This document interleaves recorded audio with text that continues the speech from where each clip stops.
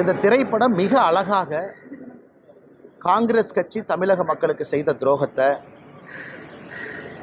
1950 நம்முடைய அரசியலமைப்பு சட்டம் வந்த பொழுது ஒரு மொழிகளும் எப்படி இருக்க வேண்டும் என்கின்ற வரைமுறை கொண்டு வந்திருந்தார். பேசக்கூடிய மொழி எது, அஃபீஷியல் லாங்குவேஜ் எது, கம்யூனிகேட்டிவ் லாங்குவேஜ் எது, மத்திய அரசுக்கும் மாநில அரசுக்கும்.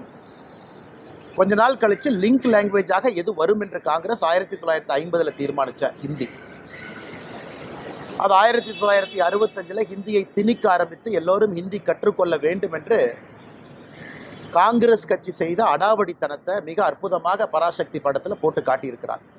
அதனால் பராசக்தி படத்தினுடைய மொத்த குழுவினருக்கும் என்னுடைய மனமார்ந்த வாழ்த்துக்கள்.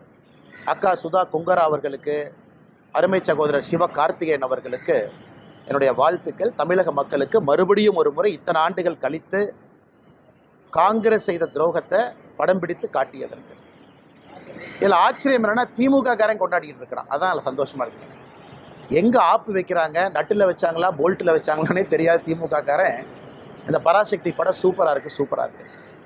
காங்கிரஸ் கட்சி எப்படி மக்கள் 2008 2009 இலங்கையில் இனப்படுகொலைக்கு பிறகு மேலேயே வராமல் துரத்துனாங்களோ, காங்கிரஸோடு யாரெல்லாம் கூட்டணி வைக்கின்றார்களோ 2026 சட்டமன்ற தேர்தலில் பராசக்தி படம் திமுகவினுடைய முரசொலியாக அவர்களை அதே வீழ்த்தும். அதனால தான் பேர் தீ பரவட்டம்னு அவங்களே வச்சுக்கிட்டாங்க. தீ வச்சிங்கன்னா முதல்ல வீட்டை தானே பிடிக்கும். வீட்டுக்குள்ளே தீ வச்சா முதல்ல சொந்த வீட்டை பிடிக்கும், கூரையை பிடிக்கும், அந்த வீட்டுக்காரங்களை சுடும்.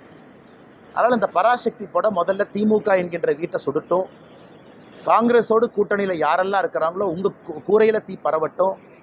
அதனால் தீ பரவட்டும் நல்லா வச்சுருக்கிறாங்க. நான் இதுக்கு இன்னும் ஒரு வாரத்தில் நம்முடைய முதலமைச்சர் அந்த படத்தை பார்த்துட்டு ரிவ்யூ போடுறக்காக வெயிட் பண்ணிருக்கேன். அவர் என்ன வேணாலும் பேசுவார். அவங்க கட்சிக்கு அவர் விசுவாசமாக இருக்க சொல்லுங்கள். எங்கள் கட்சியை பற்றி அவர் பேச வேணாம். அது ஒரு கடந்த கால வரலாறு, போராட்டங்கள். அந்த கடந்த கால வரலாறு, கடந்த கால போராட்டங்கள்லாம் இன்னும் எவ்வளோ காலம் அது மாதிரி ஒரு கட்சிக்கும் ஒரு வரலாறு இருக்குது. நான் கேட்குறேன், சுதந்திர கொடியே ஏற்ற மாட்டோம் ஆர்எஸ்எஸ் அலுவலகத்திலும் பிஜேபி அலுவலகத்திலும் 2002ஆம் ஆண்டு வரை பிடிவாதமாக இருந்தார். இந்த தேசத்துக்கு செய்கிற துரோகம் இல்லையா பிஜேபி? சொல்லுங்கள், ஏன் 2002 வரைக்கும் அவங்க கொடி ஏற்றலை? தேசிய கொடியை எல்லோரும் ஏற்றுறாங்க, எல்லா கட்சியும் ஏற்றுது, எல்லா அமைப்பையும் ஏற்றுது. இந்தியர்களாக யார் யார் இந்த பிரஜையாக இந்திய பிரஜையாக இருக்காங்களோ, யார் யார் இந்த மண்ணில் பிறந்தாங்களோ எல்லோரும் சுதந்திர கொடின்றாங்க.